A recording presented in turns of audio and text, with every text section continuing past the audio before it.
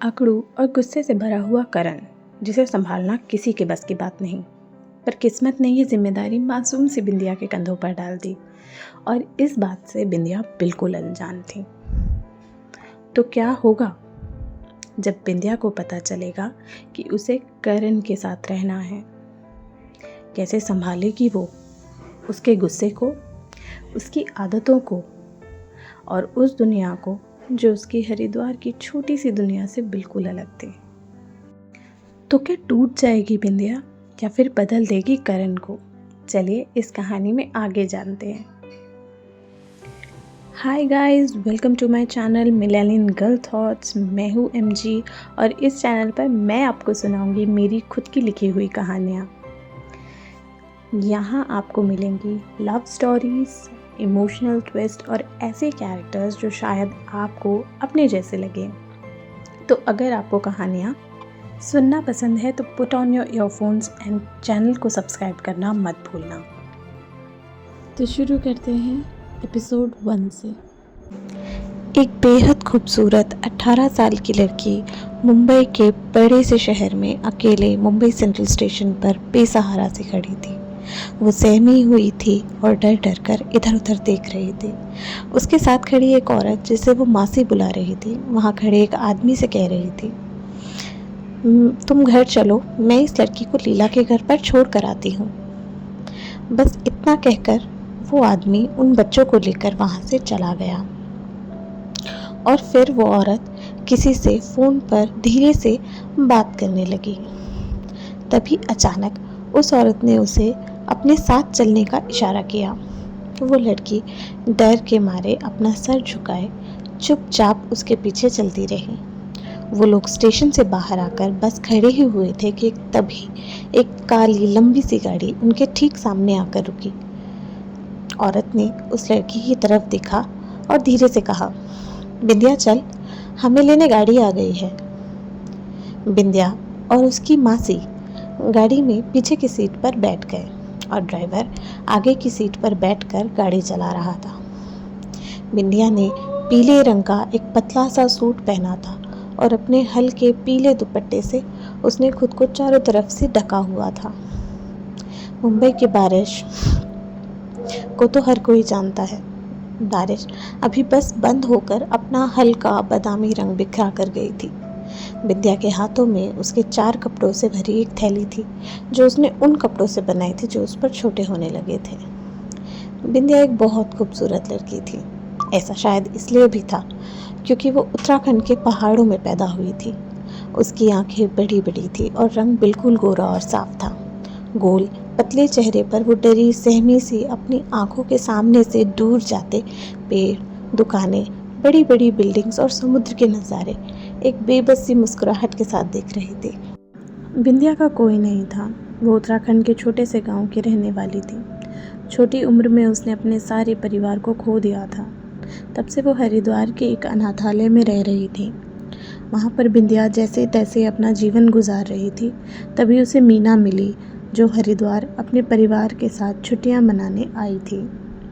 मीना ने बिंदिया के बारे में जाना तो उसे नौकरी दिलाने की बात कही और मुंबई में उसकी दोस्त को एक काम करने वाली की ज़रूरत है बोलकर वो बिंदिया को अपने साथ ले आई।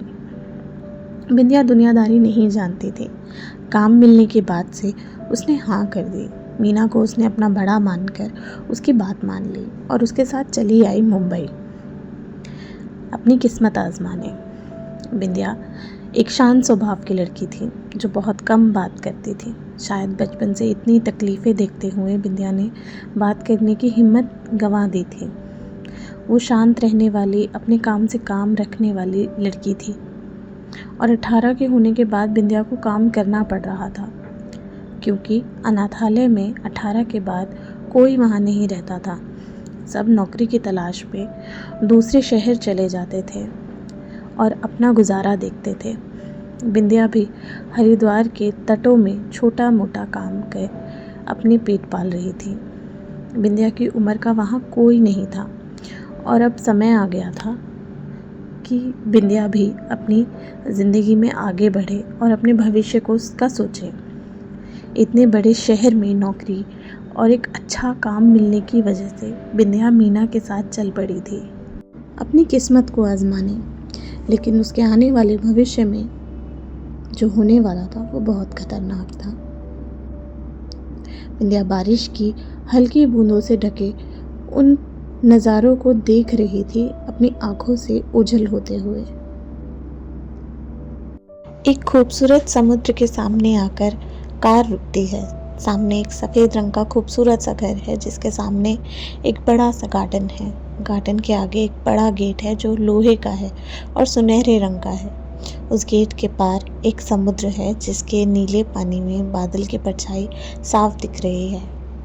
पूरा समुद्र ना चाहते हुए भी अकेलापन महसूस करा रहा है और शाम के समय और भी दुखी लग रहा है। उस घर के आसपास कोई और घर नहीं है। कई मीलों तक भी सिर्फ घास और रेत दिखाई देती है। इस पूरे बीच में सिर्फ एक यही घर ही अकेला है जहाँ कोई इंसान के होने की संभावना है।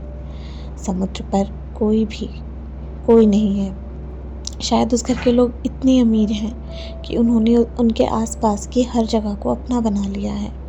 उस समुद्र का पानी भी उनकी ही प्रॉपर्टी लग रहा है। इस अकेले और सुनसान के घर के जब गाड़ी आकर रुकती है तो बिंदिया बस देखती रह जाती है। वो घर, वहाँ की खूबसूरती, समुद्र की लहरों की आवाज़ एक पल को बिंदिया के मायूस चेहरे पर खुशी की एक लहर ले आती है। बिंदिया के चेहरे पर मुस्कुराहट आ जाती है। अगर उसे यहाँ रहकर काम करने को मिलेगा तो वो तो बस यहाँ के नज़ारे ही देखती रहेगी। वो समुद्र के पास अपने लिए एक कुर्सी ले जाएगी और उसके पास बैठकर चाय पिएगी। जब उसको काम से थोड़ी छुट्टी मिलेगी, बिंदिया के मन में ऐसे ख्याल आने लगते हैं, तभी उसका ध्यान टूट जाता है। मीना, तुम यहीं रुको, मैं अभी आती हूँ। जी, बिंदिया कहती है। ऐसा बोलकर मीना गाड़ी से उतरकर अंदर चली जाती है और बिंदिया गाड़ी में बैठी अपनी सोच में वापस खो जाती है। आज के लिए बस इतना ही, क्योंकि कहानी अभी बाकी है मेरे दोस्त।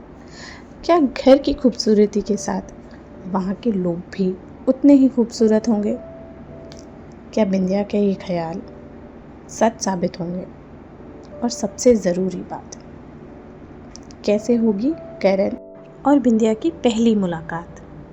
जानने के लिए मिलते हैं नेक्स्ट एपिसोड में, सिर्फ और सिर्फ मिलेनियल गर्ल थॉट्स पर।